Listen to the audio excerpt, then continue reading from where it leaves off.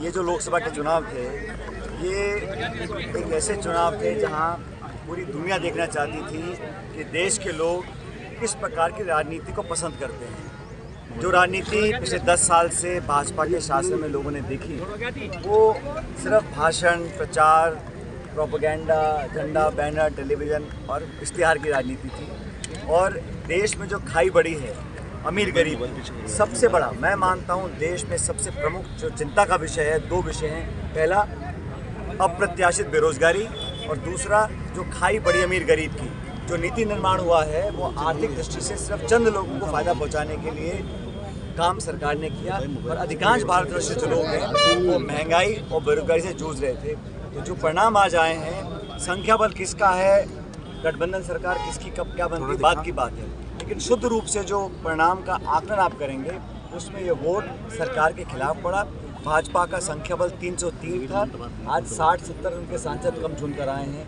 NDA ने दावा 400 का किया था, 200 कुछ पे आके वो अटक गए हैं। और ये जो जनादेश भी है ये खंडित है, किसी भी दल को सरकार बनाने का स्पष्ट बहुमत नहीं मिला। मतलब लोगों को जो सत्ता में थे उनको अपने गिरबान में झांकना चाहिए और आकलन करना चाहिए कहाँ उनसे कमी रह गई थी।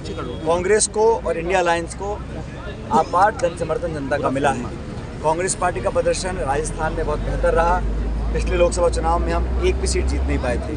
इस बार हम लोग 11 सीटों पर भाजपा को हम लोग पराजित कर पाए हैं। ये हम सबकी सामूहिक मेहनत का परिणाम है।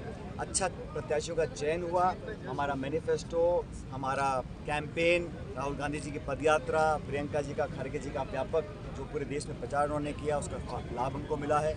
इसलिए हमारा जो संख्या बल था वो दुगना हो गया और इंडिया अलायंस को बंगाल में, उत्तर प्रदेश में हर जगह बहुत बहुमत मिला है। तो ये चुनाव मैं समझता हूँ बड़े महत्वपूर्ण थे और सरकार का गठन तो राष्ट्रपति के निमंत्रण के बाद होगा, लेकिन जो परिणाम आए हैं वो मुझे लगता है कि सरकार के विरोध में है। सरकार की जो नीति थी दमन की, विपक्ष को ख़त्म करने की, संवादहीनता की, संवेदनहीनता की, उसको लोगों ने नापसंद किया है।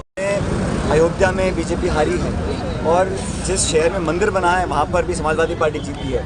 तो इस देश के नौजवान, किसान और अधिकांश लोग धर्म के नाम पर जो राजनीति हो रही है उसको पसंद नहीं करते। राजनीति होती है सिद्धांत की, संविधान की, प्रगति की, विकास की, योजना की, उद्योग की, निवेश की।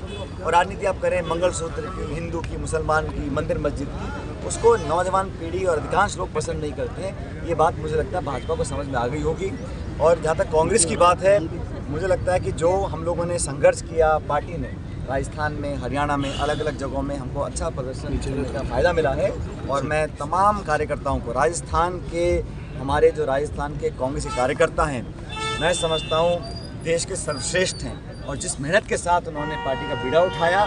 नेता तो सिर्फ हम लोग भाषण देते हैं, लेकिन पोलिंग बूथ पर जिन्होंने भीषण गर्मी में तमाम दबाव के बावजूद केंद्र की सरकार, राज्य की सरकार, डबल इंजन का पूरा उन्होंने सत्ता का दुरुपयोग किया, उसके बावजूद कार्यकर्ताओं ने जो बूथ पर खड़े होकर इस गर्मी में लोगों को वोट डलवाकर पार्टी को जिताया है, उनकी मेहनत के कारण आज हमारे अच्छे परिणाम हैं। सर, हनुमान बेनीवाल ने एक बयान जारी किया है कि राजस्थान में आरएलपी की ओर से 20 लाख वोट कांग्रेस को पड़े, लेकिन जब गठबंधन की अभी मीटिंग हुई उसमें उनको नहीं बुलाया गया, वो उनका अपमान हुआ है, ऐसा उन्होंने कहा है। सब लोग जो इंडिया गठबंधन में थे आज भी गठबंधन में हैं, तो मैं तो समझता हूँ आने वाले समय में हमारे गठबंधन में और दल शामिल हो जाएंगे।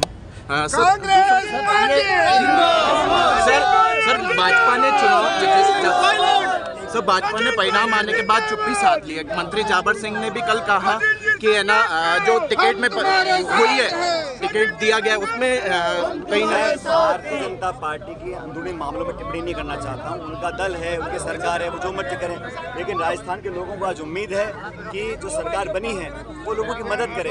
आज अघोषित बिजली कटौती हो रही है, पानी की समस्या, बिजली की समस्या, लोग त्रस्त हैं। बड़े संकट के समय में लोगों को सरकार को सामने आना चाहिए, प्रशासन को मुस्तैद करना चाहिए और आम जन को राहत दिलाने के लिए काम करनी चाहिए। और ये सिर्फ चुनाव जीतने के पहले के जो वादे थे, अब आज 6 महीने हो गए, तो उन वादों को पूरा करने का समय आ गया। कांग्रेस पार्टी जनता के साथ खड़ी है, हर मौके पर लोगों की बात को उठाते रहेंगे और सरकार को अगर वो काम नहीं करेंगे तो घेरने का काम हमारी पार्टी करेगी। सर वैभव गहलोत दूसरी बार सर वैभव गहलोत जी दूसरी बार हार 11 सीटों पर तो जहाँ हम लोग भाजपा को हरा नहीं पाए, अगली बार हम दुगनी मेहनत कर उनको हराएंगे। देश का का मूड, प्रदेश का मूड आज कांग्रेस के पक्ष में है। सर एक